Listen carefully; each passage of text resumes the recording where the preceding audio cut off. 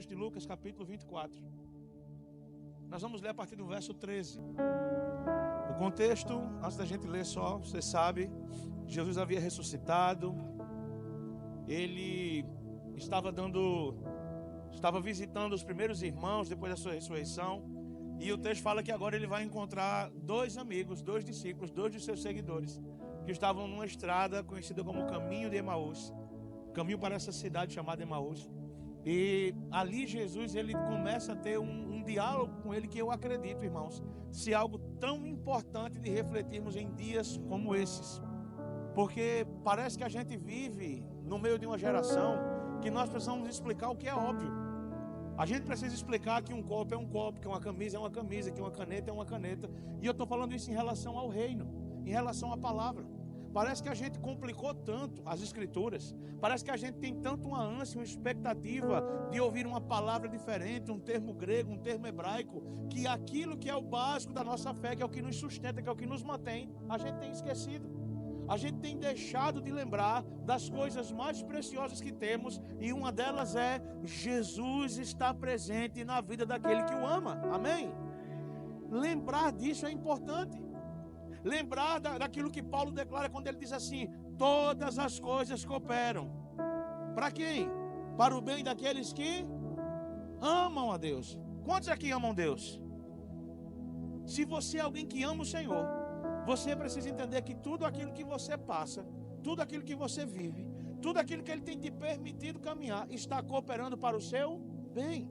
Então é por isso que é muito importante, irmãos, eu e você, termos sempre uma avaliação sincera do nível de relação que nós temos com Jesus. Se nós o amamos verdadeiramente. Porque talvez existam coisas que estão acontecendo na nossa vida que são apenas uma colheita de decisões erradas que nós tomamos. Porque nós não amamos Jesus naquela esfera. Porque nós não amamos Jesus naquele nível. E entenda, amar Jesus não é só chegar aqui no domingo e a gente ter uma reunião legal e sair daqui cheio da presença e deixar isso desvanecer. Amar Jesus é entender que onde quer que eu esteja, eu estou tendo a oportunidade de ser alguém que revela o Senhor, que eu digo amar. Amém? Então, como marido, eu preciso amar Jesus honrando a minha esposa. Como esposa, eu preciso amar Jesus honrando o meu marido. Como pai, como mãe, eu preciso amar Jesus honrando e cuidando dos meus filhos. Como filho, eu preciso amar e honrar Jesus amando os meus pais, honrando os meus pais. Como um funcionário, como um líder, como um empreendedor, como um concursado, como um motorista, seja lá o que você faz, onde você está, você diz que ama Jesus quando você honra o nome dele com a sua atitude, com o seu caráter. Amém? Então essas coisas parece que vão ficando esquecidas. A gente quer tentar imaginar qual era o brasão que tinha na sandália de Moisés quando ele retirou para entrar no ambiente da sarça. A gente quer respostas sobre qual é a cor dos olhos dos anjos. A gente quer saber, crente pode ter tatuagem, crente pode usar brinco. Irmãos, hoje eu fiz uma postagem, eu até coloquei lá nas redes sociais, eu disse assim: se eu preciso, acho que foi isso que eu falei, se não tiver depois vocês leem lá, como está melhor. Se eu preciso explicar para um cristão que carnaval é uma coisa do cão, é uma coisa do diabo, não é diabo não, aqui no Nordeste é diabo. Os irmãos que estão de fora que estão ouvindo é diabo, D-J-A-B-O, diabo. Se eu preciso explicar para um cristão que carnaval é pecado, não é para um cristão que eu estou explicando, não é. Por quê? Porque alguém que tem o Espírito Santo identifica aquilo que não procede do Senhor. Eu posso ouvir um amém? Então, se eu olho para aquilo que obviamente não é de Deus, e eu tento colocar naquilo, dar um jeitinho, uma carga de trazer para a minha vida, cara, eu não entendi aquilo que o Pai está fazendo, aquilo que o Pai está comunicando. E aqueles que andam no Senhor, aqueles que vivem no Senhor, precisam restaurar a sua atenção para a presença. E eu quero declarar sobre a sua vida nessa noite que o Senhor restaure a nossa atenção para a presença dEle. Que o Senhor restaure a nossa capacidade de enxergar o Senhor, de perceber o movimento dEle, de ouvir a sua voz genuinamente, para que possamos cumprir e viver os seus doces e lindos propósitos. Amém, irmãos? Quantos recebem essa palavra em nome de Jesus? Como é bom fazer isso de novo para quem está aqui pedindo. Olhe para o irmão que está do seu lado mais uma vez. Toca nele, diz assim: com licença, irmão, deixa eu tocar em você aqui. Toca nele e diga assim: eu quero declarar sobre a sua vida. Atenção, percepção do Espírito. Eu quero declarar sobre a sua vida que você perceberá o movimento de Jesus próximo a você e não se perderá do caminho. Amém, irmãos? Aleluia, aleluia. Vamos ler o texto. 1000 glórias para ti, Senhor. Aleluia. Lucas capítulo 24, a partir do verso 13. Se você puder, por favor, repita comigo. Diga assim: eu creio que a Bíblia é a palavra de Deus. E eu sou o que a Bíblia diz que eu sou. Eu tenho o que a Bíblia diz que eu tenho. E eu vou onde a Bíblia diz que vou. Verso 13. E eis que no mesmo dia iam 2 deles para uma aldeia que distava de Jerusalém 60 estádios, cujo nome era Emaús. E iam falando entre si de tudo aquilo que havia sucedido. E aconteceu que indo eles, falando entre si, e fazendo perguntas um ao outro, o mesmo Jesus se aproximou e ia junto deles. Mas os olhos deles estavam como se estivessem fechados, para que não o conhecessem. E ele lhes disse: que palavras são essas que caminhando trocais entre vós, e por que estáis tristes? E respondendo um, cujo nome era Cleopas, disse-lhe: és tu só peregrino em Jerusalém? Não sabes as coisas que nela têm sucedido nestes dias? E ele lhe respondeu: quais coisas? Então eles lhe disseram: as que dizem respeito a Jesus, o Nazareno, que foi homem profeta, poderoso em obras e palavra de Deus diante de todo o povo. E como os principais sacerdotes e os nossos príncipes o entregaram à condenação de morte e o crucificaram. E nós esperávamos que fosse ele o que remisse Israel. Mas agora, sobre tudo isso, e já hoje, o 3º dia desde que essas coisas aconteceram, é verdade que também algumas mulheres dentre nós nos maravilharam, as quais de madrugada foram ao sepulcro e não achando o seu corpo, voltaram, dizendo que também tinham visto uma visão dos anjos, que dizem que ele vive. E alguns dos que estavam conosco foram ao sepulcro e acharam ser assim como as mulheres haviam dito, porém a ele não o viram. E ele lhes disse: ó nécios e tardos de coração, para crer tudo o que os profetas disseram. Porventura não convinha que o Cristo padecesse estas coisas e entrasse na sua glória? E começando por Moisés e por todos os profetas, explicava-lhes o que dele achava em todas as Escrituras. Então chegaram à aldeia para onde iam, e ele fez como quem ia para mais longe. E gente, eu amo esse verso aqui. Vou ler de novo esse verso 28. E chegaram à aldeia para onde ia, e ele fez como quem ia para mais longe. Sabe por que eu amo esse verso? Antes da gente continuar. Sabe quando alguém diz assim: eu tenho que ir, na esperança que tu diga: não, vai agora não, está cedo. Não tem amigo que é assim, né? Ele olha para o relógio, aí tipo 11 da noite. Será que eu estou sendo inconveniente? Então, eu vou indo. E quando você quer que o amigo fique: não, vai agora não, está cedo ainda, 11 da noite.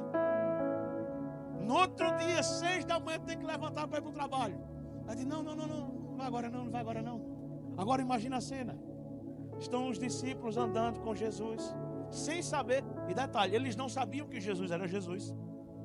Jesus estava ali corrigindo.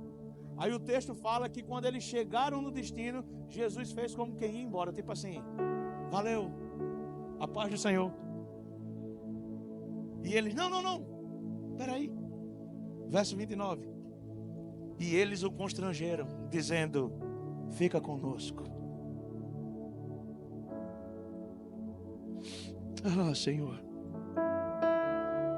fica conosco, porque já é tarde e o dia já declina.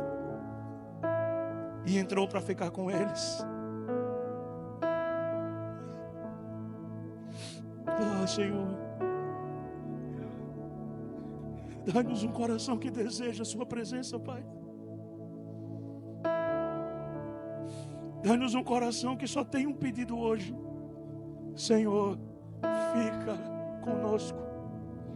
Fica conosco.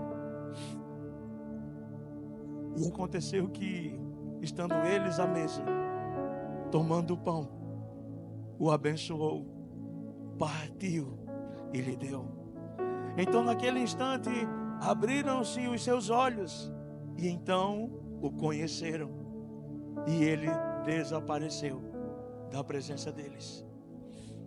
Jesus, nós queremos só pedir uma coisa hoje. Fica conosco. Fica conosco, Jesus. Fica na tua igreja, Senhor, na igreja do Brasil. Senhor, fica na igreja do Nordeste, Pai. Nós não queremos nos movimentar por um evento, Senhor. Nós não queremos um evento contigo, nós queremos uma vida contigo, Senhor. Nós não queremos uma conferência contigo, nós queremos um caminhar contigo, Senhor. Nós não queremos te olhar, Senhor, de baixo para cima. Nós queremos te olhar na nossa mesa, Senhor. Nós queremos ver o Senhor partindo o pão, nos ensinando. Ah, meu amigo Jesus, eu oro para que nessa noite o nosso coração seja constrangido a um desejo só, a pedir: Senhor, fica conosco. Fica conosco, fica com a nossa família. Fica com a nossa casa, com o nosso cônjuge, com os nossos filhos. Fica no nosso trabalho, Senhor. Fica, Senhor, conosco quando nós estivermos no ordinário, Senhor, arrumando uma casa, lavando uma louça. Fica conosco quando nós estivermos assistindo um filme em família, Senhor. Fica conosco quando nós estivermos com amigos, dando boas risadas e contando histórias. Senhor, fica conosco. Nós queremos ser teus amigos e pedimos: fica conosco, Senhor. Já é tarde e nós não conseguimos mais viver sem a sua presença. Nós não temos interesse de viver sem a sua presença, Jesus. E ao partir o pão, Senhor, os nossos olhos se abrem e reconhecemos quem tu és. Ao som da tua voz, os nossos corações queimam de amor, queimam de amor. E ao partir o pão, os nossos olhos se abrem e reconhecemos quem tu és. Ao som da tua voz e ao som da tua voz, os nossos corações queimam de amor, queimam de amor. E ao partir o pão, e ao partir o pão, os nossos olhos se abrem e reconhecemos.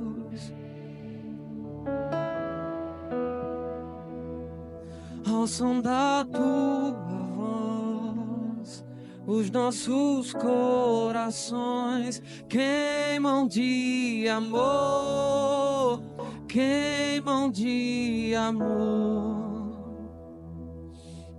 Sabe, irmãos, quando nós olhamos para um texto como esse, tem algumas coisas que me chamam tanta atenção, especialmente em dias como o que vivemos. É como se, à medida em que o tempo fosse passando, a gente fosse percebendo, de alguma maneira, que talvez hoje os defeitos, as falhas da igreja do Senhor estejam mais destacadas do que as suas qualidades. Talvez hoje, quando a gente fala de igreja, quando a gente fala da casa de Deus, talvez a gente tenha mais coisa para questionar do que coisa para celebrar. Porque nós temos visto isso acontecer. Só que nós vamos entender uma coisa no nosso espírito: tudo aquilo que nós criticamos no corpo também é o que nós somos. Porque se nós temos um senso coletivo de que somos um corpo em Cristo e que somos um povo só, isso significa que não apenas as virtudes devem ser celebradas, mas as preocupações também devem ser observadas e administradas. Nós precisamos aprender a ser um remédio, precisamos aprender a entender que nós temos uma responsabilidade de não apenas criticar o erro, mas de trazer uma solução e, mais do que trazer, ser uma solução para aquilo que está errado no meio da igreja. Amém? Então, irmãos, quando nós olhamos para as coisas óbvias, escute, não adianta você ficar postando na internet foto de desfile de escola de samba, que o carro do desfile colocou uma foto do diabo. Você acha que eles vão colocar o que lá, gente? Você acha que eles vão colocar o Salmo 23? O Senhor é o meu pastor. Não vai acontecer isso. Aquele ambiente é para isso. O problema é que, ao invés de olharmos para dentro, para resolver o que tem aqui, a gente tenta tirar essa responsabilidade olhando para o que está errado lá fora. Só que entenda uma coisa, o que o mundo é hoje é um reflexo do que a igreja se tornou. Lembre-se, escute isso que eu vou lhe dizer. Quando o Senhor Deus deu a Salomão a planta do templo, deu a Davi a planta do templo, e Davi desejava construir algo para o Senhor disse a Davi, você não vai construir, porque você é um homem que tem sangue nas suas mãos, lembra disso? Mas o teu filho vai construir. Davi morre, Salomão assume o trono, e o que é que Salomão vai fazer? Ele vai construir o templo. E o texto diz que quando ele constrói o templo, ele faz uma festa, tem a presença de Deus, os sacerdotes caem, eles estão alguns dias celebrando, sacrificando para a glória do Senhor. Só que o texto diz que a um dado momento, ele faz uma pergunta ao Pai em oração. Ele diz, Deus, se esse povo que hoje te adora, se esse povo que hoje diz que você é Senhor, se esse povo que hoje sacrifica diante de ti, se esse povo que hoje diz que te ama, se esse povo errar o caminho, se esse povo se perder, o que é que eles vão fazer? Só que Deus, ele não responde Salomão. E o tempo vai passando, a festa termina. E aí lá no capítulo 7 de 2 Crônicas, o texto diz que Salomão está dormindo e o Senhor vem e fala em sonho com ele. E o Senhor diz assim, Salomão, lembra quando você me perguntou se o que é que ia acontecer, o que é que o povo deveria fazer?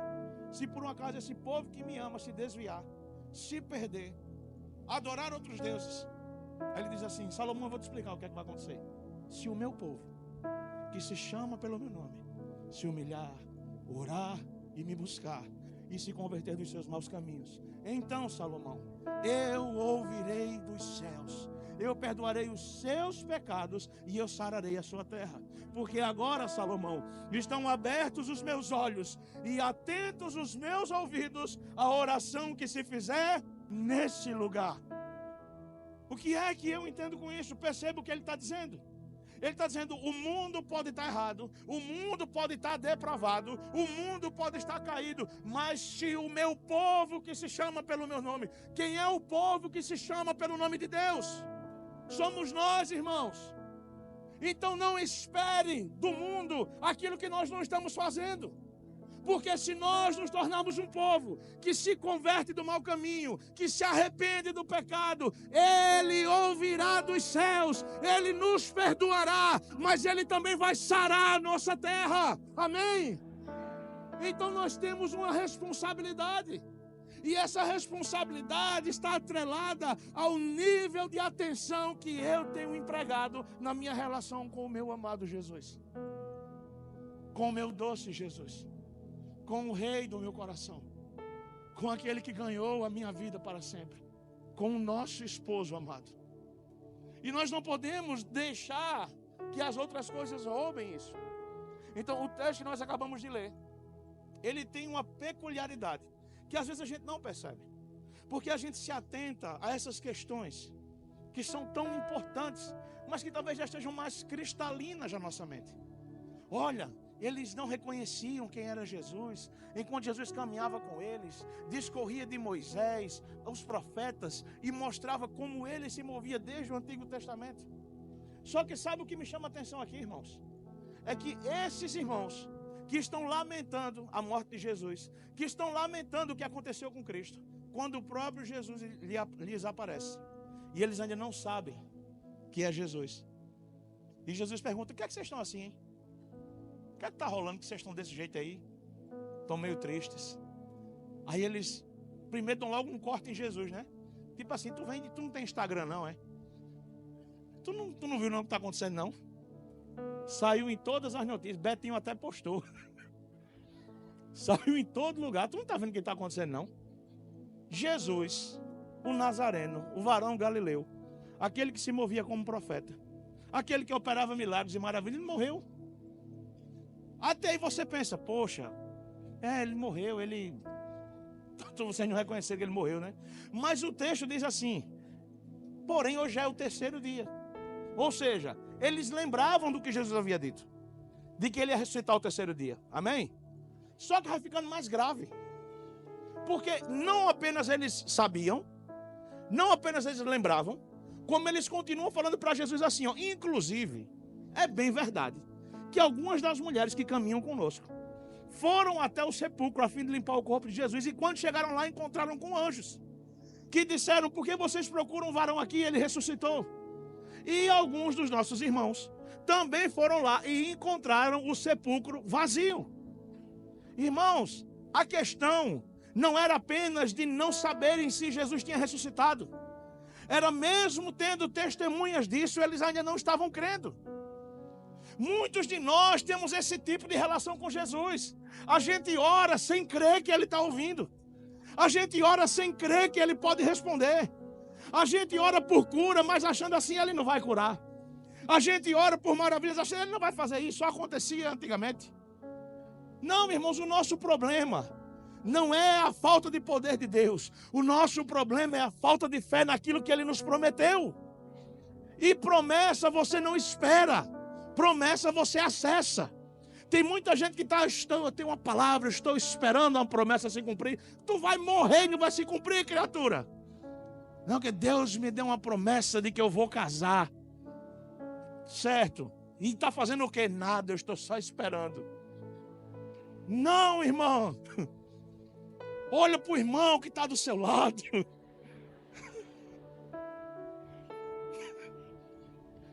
Se não for muito bom, olha para o outro lado. Vai trocando de lugar na igreja.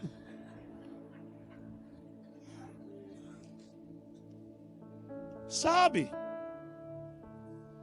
A gente sabe, irmãos, que a gente vive num mundo caído e cada vez mais perverso. A gente sabe disso. Mas hoje, às vezes, o coitado do irmão, ele vai puxar assunto. A pessoa diz, está me assediando. Como é que o irmão vai, né? Tipo, dizer, irmão, então, vamos pelo menos orar. Hoje tem oração de assédio. Você acredita? O irmão me chamou para orar. Tu quer que ele faça o quê? Que chama para ir numa boate? Chamando para orar, ora. Mesmo que tu diga, então, irmão, tive uma resposta instantânea. E o que Deus, não sei, eu olhava para o céu e via 3 letras pegando fogo. Que letra era? N-A-O-T-I-O. Mas participa. Aí não, fecha o coração. Sabe, está esperando vir um anjo do céu. Não, irmãos. Nós precisamos aprender a entender que aquilo que Deus nos prometeu também tem uma responsabilidade naquilo que eu faço. Eu posso ouvir um amém? Por isso que a gente já falou isso algumas semanas atrás. Lembra quando Paulo diz assim, se hoje vocês ouvirem a voz do Espírito, não endureçais o vosso coração. Porque é que às vezes no mesmo ambiente, no mesmo lugar, tem pessoas que recebem um toque de Deus, recebem transformação, recebem mudança e outros não. Não é falta de poder na palavra, é falta de fé no nosso coração. Porque às vezes, irmãos, o que vai te tocar não é o que você viu e ouviu. O que vai te tocar é o que outro viu e ouviu. E nós temos que aprender a ter a humildade de saber que Deus às vezes não vai falar diretamente conosco, mas às vezes Ele vai usar um irmão para nos comunicar. Amém? Só que a gente pensa, não, mas Deus, o mesmo Deus que fala com ele, fala comigo. É verdade. E em outro momento Deus pode usar a sua vida para falar com alguém. Mas o que nós precisamos aprender nesses dias é que o Senhor tem nos esticado para um lugar onde precisamos aprender a acreditar naqueles que são os amigos de Jesus. Amém? E estes homens, esses 2 homens, Cleopas e o outro, que ele não é citado, o nome dele, eles sabiam quem eram os amigos de Jesus. Eles sabiam quem eram aquelas mulheres que foram até o jardim do sepulcro. Ele conhecia. Ele sabia que esses homens haviam feito milagres, sinais e maravilhas em nome de Jesus, porque como ele era um dos seguidores, ele deve ter visto muita coisa acontecendo. Cleopas deve ter sido testemunho de vários milagres que esses discípulos operaram. Mas agora, de alguma maneira, o coração deles se endureceu. E por que se endureceu? Porque talvez Jesus não correspondeu à expectativa deles. E eu queria falar algo para você. Talvez o seu coração hoje esteja endurecido. Talvez hoje o seu coração esteja fechado para acreditar nas promessas que um dia o Senhor te fez. Porque as coisas não aconteceram como você queria. Mas eu quero liberar sobre você uma palavra. Aquilo que o Senhor Deus declara por meio do profeta Ezequiel para o povo de Israel, eu quero declarar sobre a sua vida. Que o Senhor retire de nós o coração de pedra e nos dê um coração de carne. Amém? Porque, irmãos, o coração de pedra, ele te protege. E escuta o que eu vou lhe dizer. O coração de pedra, ele te protege de ser enganado. Ele te protege de ser roubado. Ele te protege de ser usurpado, porque ele está fechado. Só que o coração de pedra, ele também te priva de ser amado. Ele te priva de ser abençoado. Ele te priva de ser cheio. Deixa eu te falar. Viver com Cristo é um risco constante. Não há segurança humana para quem deseja viver pelo Espírito. Os homens de Deus, os 12 apóstolos do Cordeiro, só um morreu de morte natural. Todos os outros morreram das formas mais trágicas que você imaginar. Uns cortaram a cabeça, outro foi crucificado de cabeça para baixo, um rolaram no meio com a espada. A pergunta é, Jesus os abandonou? Jesus não amava esses homens? Não, irmãos. Não condicionem aquilo que mata a carne com aquilo que não é capaz de destruir o espírito. Nós nascemos para a eternidade. E esse, por enquanto que hoje vivemos, não se compara àquilo que seremos para sempre com Ele. Amém? Então eu não preciso de provas humanas acerca de um Deus que é sobrenatural. E que mesmo sendo sobrenatural, também toca na minha humanidade. E o que nós lembramos com isso, irmãos? Quando a gente adianta a história um pouquinho, coloca aí no vezes 2. A gente adianta a história um pouquinho. Um dos discípulos passou por algo muito semelhante. Você lembra disso? Quem é conhecido como discípulo incrédulo? Começa com Tó e termina com Mé. Como é o nome dele? Menino, como vocês sabem, meu Deus do céu. Tomé é conhecido como o incrédulo. Está lá o discípulo que não estava no dia. E Jesus, o texto diz que os discípulos estavam assentados à mesa, com as portas cerradas, as portas fechadas. Aí Jesus passa pela parede, passa pela porta, por dentro da parede, e diz, paz seja convosco. Eu tinha tido logo um infarto ali mesmo, ele tinha que operar um milagre na hora. Porque imagina uma criatura saindo de dentro da parede, tu sentado olhando e a paz seja convosco. Detalhe, todo mundo diz, mas é Jesus. Não, irmãos, quando Jesus ressuscita, ele ressuscita com um corpo glorioso, e esse é o motivo pelo qual os discípulos não o reconheciam quando olhavam. Lembra de Maria Madalena no jardim? Ela está conversando com Jesus, procurando Jesus. E Jesus é top. Porque Jesus, sabendo daí, fica dando corda, né? Ele podia logo dizer, sou eu, mulher. Não, ele ficou, o que é que está procurando aqui? Não, roubaram o corpo do meu Senhor. Ele foi nada. Só que em hebraico, né? Roubaram o corpo do meu, mas não acredito, não foi, levaram. E ela ainda faz uma proposta de resgate para Jesus sobre ele mesmo. Se você souber quem levou, me conta. Eu vou lá buscar ele. Aí o texto diz que Jesus fala, Maria.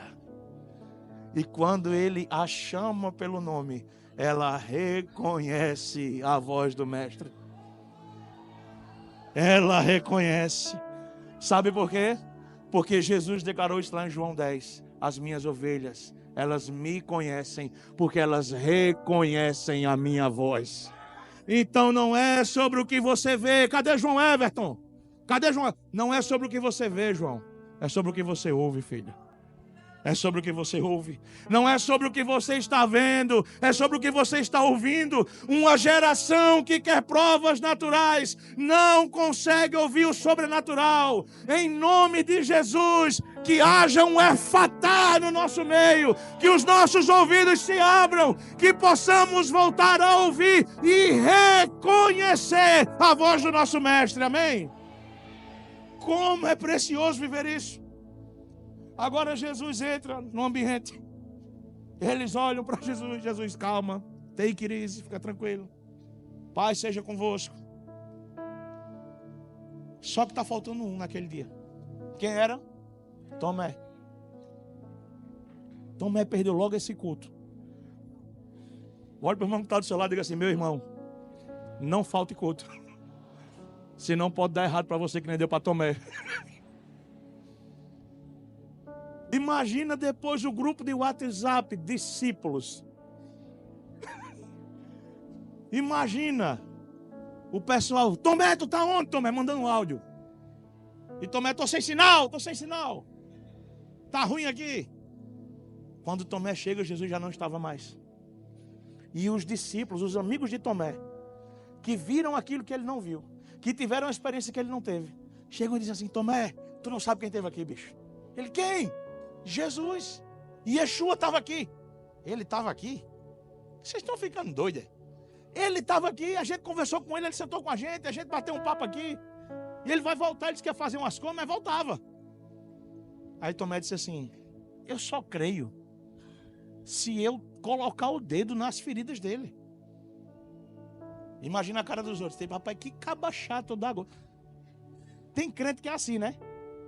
Tem crente que tu ora por ele, chora, declara. Quando tu abre os olhos, ele tá assim, ó. Parece um calango. Mas vai te converter, vai ser sensível ao Espírito. Amém? Aí Tomé. Aí no outro dia, estão os discípulos reunidos. E dessa vez Tomé foi para o culto. Estava lá na mesa. Aí o texto fala que Jesus dá a mesma entrada triunfal. Passa por dentro da parede. A paz seja convosco. Tomé já levanta e diz: eita, era verdade. E Jesus já aqui observando Tomé. Aí ele chega: Senhor, és tu? Jesus: és tu não. Tenha calma. Toque nas minhas feridas. Toque nas minhas... Detalhe: nenhum dos discípulos orou dizendo: Jesus, pega Tomé mesmo agora. Porque Tomé veio aqui e não acreditou na gente. Jesus faz justiça, honra o meu nome, Jesus, agora. Porque, olha aí, ó, tá vendo aí, Jesus? Tomé não acredita que o Senhor me usa, que eu estou vendo o Senhor. Não. Jesus estava vendo a falta de fé de Tomé. Irmão, deixa eu te falar uma coisa. Tu acha que tem irmão que está fofocando? É não. É o Espírito Santo que está te expondo mesmo às vezes. Eu me lembro de uma vez que eu estava pregando. A gente ainda estava em outro templo, era na igrejinha ainda. E eu estava pregando e a irmã assim, ó. E eu sem entender nada, e eu pregando e a irmã. E eu contava uma piada e a irmã. Eu digo: rapaz, que irmã ruim da peste. Quando terminou o culto, a irmã chegou e disse assim: quem foi que ele disse? Eu disse: quem me disse o quê? Pode dizer quem for fofoqueiro. Eu disse: irmã, não estou entendendo não. Ela me puxou assim pelo braço e assim: quem foi que ele disse? Que eu estou fazendo isso. Eu disse: a senhora está me dizendo agora, né? Aí ela: ninguém lhe disse. Que eu não contei para ninguém. Eu disse: então, tem um cabo aqui que ele gosta de contar umas coisas que ele está vendo. Quem é? Eu disse: é o Espírito Santo. E ela começou a chorar e disse assim: então ora por mim. Porque eu não quero mais ser quem eu era. Eu não quero mais viver desse jeito. E naquele dia ali no canto da igreja chorando, eu e ela aqui. A irmã, depois de ter me esculhambado, aceitou Jesus. Por que eu estou falando isso, irmãos? Deus, ele não tem protocolos. Deus, ele não precisa de protocolos. Não existem orações de ameaça. Sabe? Ai meu Deus, eu estou com medo de fulano que ele pode orar contra a minha vida. Não, irmão, não existe isso. Não, porque fulano diz que quando ora a pessoa desce a sepultura mesmo. Então você é um coveiro. Jesus tem as suas maneiras de denunciar a nossa falta de fé. Não para nos abater, mas para que a nossa fé seja restaurada. Aí agora ele aparece diante de Tomé e Tomé diz assim: Senhor, ele disse: não, calma, tenha paciência. Vamos seguir aqui. Toque nas minhas feridas. Toque nas minhas feridas. Tomé coloca o dedo nas feridas. Imagina assim ele olhando para Jesus e dizendo: meu Senhor E meu Deus, eu creio que és tu. Aí Jesus disse assim: Tomé, porque você tocou e viu, você creu. Todavia eu vos digo, bem-aventurado aquele que não tocou, aquele que não viu e creu. A pergunta é: quantos aqui creem que Ele está vivo? Você é bem-aventurado por isso. Porque você não viu o que Tomé viu, você não tocou o que Tomé tocou, mas você crê como Tomé creu. Amém? Ele precisou tocar para crer. E a gente está falando de alguém que caminhava com Ele fisicamente aqui na terra. Então entenda que essas porções de Deus, elas são um chamado para aumentar a nossa fé. Agora, continuando o texto, os discípulos estão caminhando com Jesus. E o texto fala que Jesus... Isso aqui é muito bom quando você quiser xingar um irmão de maneira gospel. Verso 25. Sempre que um irmão der trabalho, você pode chamar ele de nécio e de tardo. Que Jesus, verso 25. E ele lhes disse: ó nécios e tardos de coração, para crer tudo que os profetas disseram. Porventura não convinha que o Cristo padecesse estas coisas e entrasse na sua glória. E começando por Moisés e todos os profetas, explicava-lhes o que dele se achava em todas as Escrituras. O que Jesus estava fazendo naquele momento era que da lei até os profetas, ele estava revelando o amor. Lembra quando Jesus, certa vez indagado pelos escribas e por alguns doutores da lei acerca de qual era o verdadeiro mandamento, ele disse: amarás o Senhor teu Deus com todo o teu coração, com toda a tua alma e com todo o teu entendimento, e de modo semelhante você vai amar o seu próximo como a você mesmo. Ele diz assim: nesses dois mandamentos eu resumo toda a lei e os profetas. Então veja, Jesus está dizendo que o amor está apoiado em duas pernas: lei e profetas. Quando Jesus ele sobe ao monte conhecido como o Monte da Transfiguração, ele chama Pedro, Tiago e João e eles sobem juntos. Quando ele chega no cume do monte, eles param para orar. O texto diz que uma presença desce naquele lugar em forma de nuvem, e é a presença do Senhor. E diz que do lado dele aparecem dois homens. De um lado aparece o profeta Moisés e do outro lado aparece o profeta Elias. De dentro da nuvem sai uma voz que diz assim: esse é o meu filho amado, tudo o que ele disser façam, porque nele eu tenho prazer. O texto diz que Pedro ficou tão impactado com aquela visão que ele faz uma proposta. Ele diz: mestre, porque o rosto de Jesus havia mudado, transfigurado. Ele olha para aquela cena e diz assim: mestre, vamos fazer umas tendas e vamos morar aqui só a gente. Eu sei que tem uma galera lá embaixo, mas está tão bom aqui agora. Então eu mesmo faço uma tenda para o Senhor, uma para Moisés, outra para Elias. Tem eu e os meninos aqui, a gente fica aqui servindo vocês. E Jesus diz: não, ainda não é chegada a hora para isso. Mas o que é que acontece nesse monte? O que é que Pedro está vendo? E é profético ser Pedro, porque quando Jesus estabelece a Santa Igreja, ele estabelece sobre uma coluna apostólica e ele declara para Pedro: Pedro, tu és uma rocha, e sobre essa rocha eu edificarei a minha casa, e as portas do inferno não prevalecerão contra ela. Ele diz: Pedro, eu te darei as chaves dos céus, e aquilo que vocês ligarem aqui na terra será ligado no céu, e o que vocês desligarem na terra será desligado no céu. Ele traz uma palavra sobre Pedro. Agora Pedro, que vai ser essa figura de coluna apostólica sobre qual está a igreja do Senhor, que é o fundamento dos apóstolos, que é o próprio Cristo, ele está vendo a cena daquilo que Jesus havia ensinado. E que cena é essa? Ele está vendo a lei, Moisés, ele está vendo os profetas, Elias, e ele está vendo o amor, que é Jesus. O que Jesus está ensinando ali, e agora ele está ensinando aqui no caminho de Emaús, é: vejam, não achem que o que vocês conhecem de mim é só o que vocês viram aqui. Irmãos, eu já vi muita gente, eu queria que você prestasse atenção nisso. Eu já vi muita gente tentando descredibilizar o Antigo Testamento, tentando anular o Antigo Testamento como se ele não fosse importante. Como se no Antigo Testamento Deus fosse ruim, Deus fosse um Deus tirano, um Deus punidor, um Deus mau. Mas no Novo Testamento chegou Jesus, Deus se converteu e passou a ser um Deus bom. Gente, tem muita gente que vive nisso. Inclusive nos primeiros séculos, a igreja teve que defender a fé de uma heresia chamada marcionismo, de um homem chamado Marcião, que defendia exatamente isso. Que o Deus do Antigo Testamento era um Deus e o do Novo Testamento é outro. E o Antigo Testamento já não tinha mais valia. Irmãos, o que acontece é que hoje nós temos visto muitas pessoas dizendo assim: o Antigo Testamento não vale mais, agora é só o Evangelho de Jesus. Como se o Evangelho de Jesus amortizasse a responsabilidade do Antigo Testamento. Isso não é verdade. Jesus, ele inclusive piora as coisas. Porque se antes, na lei, o adultério era quando um homem deitava com uma mulher que não era dele, Jesus sobe o sarrafo e diz assim: agora o pecado é, se você desejar no seu coração, você já adulterou. Onde é que isso amortiza?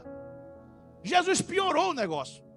Ele subiu o nível. E por que ele fez isso? Porque no Antigo Testamento os homens não tinham o Espírito Santo. Agora nós temos. Nós somos o santuário do Espírito de Deus, amém? E o Espírito nos convence do pecado, da justiça e do juízo. Então, se qualquer crente decide andar em pecado, é porque ele não quer viver debaixo da vontade de Deus. Não é por outra coisa.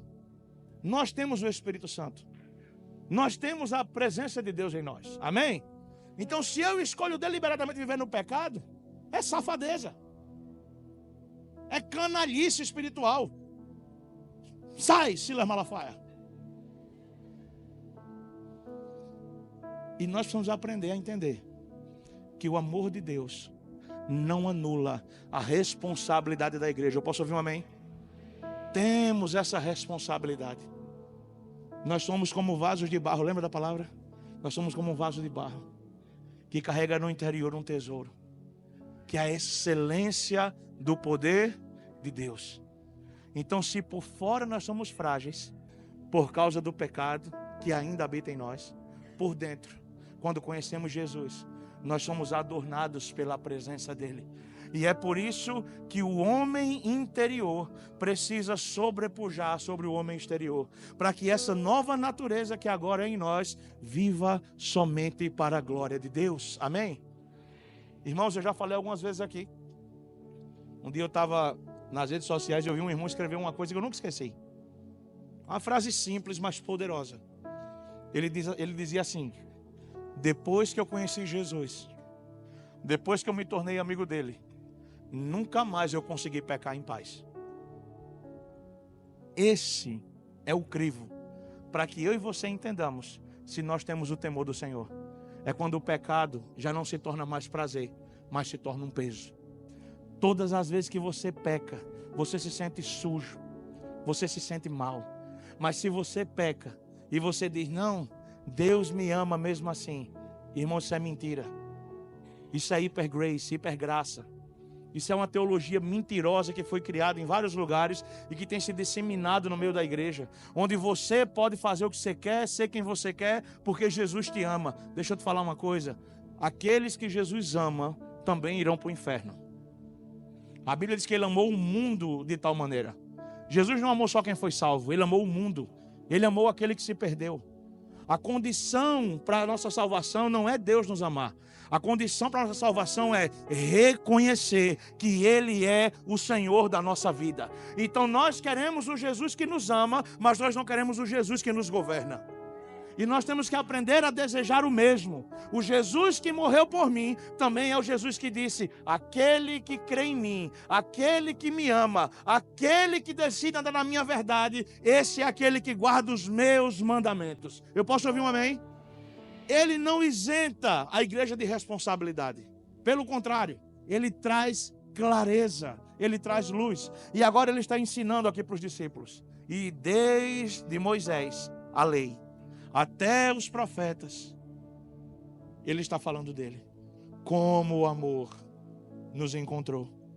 Tem uma música que Mores sempre bota para a gente ouvir no carro. Te amo, Mores. Você com essas formas geométricas no vestido me faz entender que a forma geométrica mais linda eu não aprendi na escola. Eu aprendi com você. Não era um triângulo equilátero. Era o meu coração apaixonado.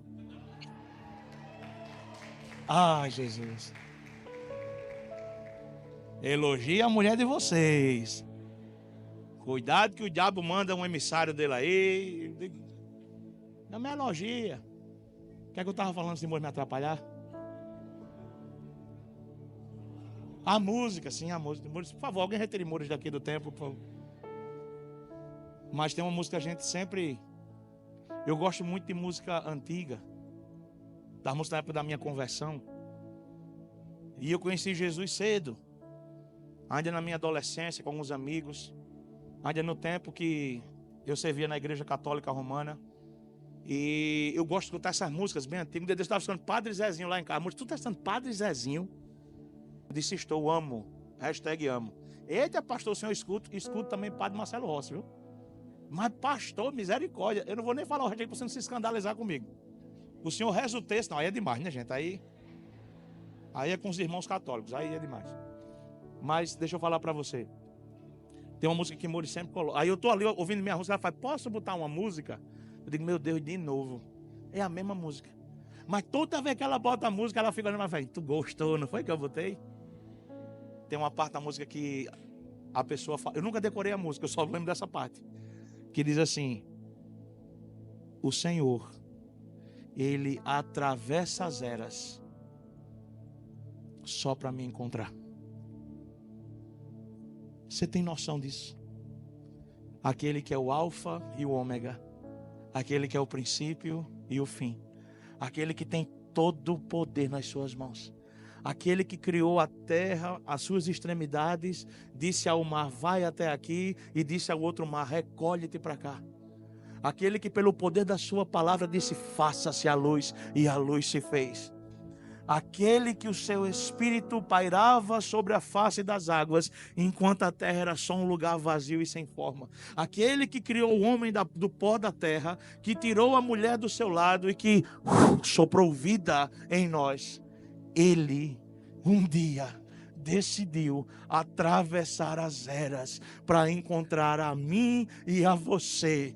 Para você agora, muitas vezes, se sentir mal, rejeitado, porque um homem dessa terra te enganou, porque um homem dessa terra te traiu, porque um homem dessa terra não honrou a palavra. O Rei de toda a glória atravessou as eras para te encontrar. Esse é o seu preço. Não o que os homens determinaram sobre você.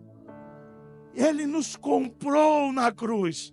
Ele morreu a morte que era nossa. Como diz Paulo na carta aos Filipenses, ele pagou e rasgou o escrito de dívida. Tetelestai, está consumado. E Jesus estava relembrando isso para eles. Ele estava relembrando isso para eles. E o texto fala que finalmente eles chegam na cidade. De Jerusalém para Emaús, dá mais ou menos uns 12, 15 quilômetros. Quando a gente esteve lá em Israel, a gente teve a oportunidade, não foi, Moures, de passar por lá.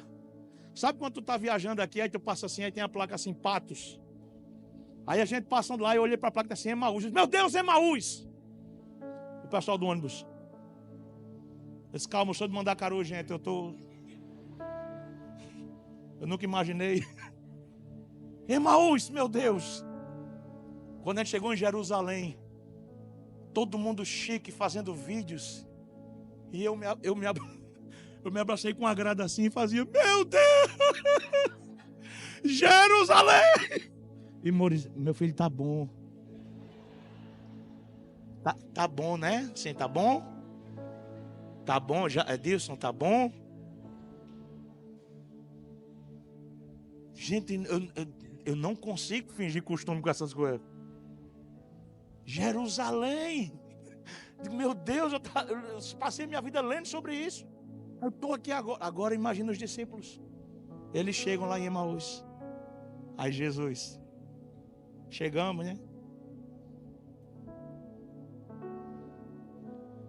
Deus abençoe, espero que tenha sido boa a nossa conversa. Aí o texto diz que eles constrangem. Ou seja, se eles constrangeram, eles insistiram. Não vai agora não, peraí, vem cá. Só que detalhe, eles ainda não sabiam que era Jesus. Lembra disso? Mas por que é que eles constrangeram a ficar? Se era apenas um homem ensinando. Se era apenas um homem trazendo fundamentos, é porque Jesus estava ensinando para eles o que eles precisavam aprender. E o que eles precisavam aprender não era ver Jesus. O que eles precisavam aprender é que existem homens que, quando falam, fazem o nosso coração queimar por causa da presença. Quando eles entram na casa e se assentam na mesa, eu fico imaginando a cena, minha gente. Jesus olhou, pegou um pão. Imagina os dois. O que é que esse cara está fazendo? Senhor, graças te damos por esse alimento, por esse pão que agora partilhamos. E o texto diz que quando ele partiu o pão, os olhos dele viram. É você, Jesus. Ele. E sumiu. Eles olharam um para o outro e tipo, a gente andou esse tempo todinho sem saber que era ele. E um disse, acaso nosso coração não queimava enquanto ele discorria das verdades? Acaso nosso coração não queimava enquanto ele falava conosco? O que estava acontecendo ali, irmãos? Era Jesus ensinando para eles. Vocês estão esperando um evento, que é a ressurreição. Mas eu estou os chamando para uma vida, que é ser ressurreto. Eu não quero que vocês digam, o meu Deus ressuscitou. Eu quero que vocês vivam dizendo, o meu Deus está vivo. Ele está aqui.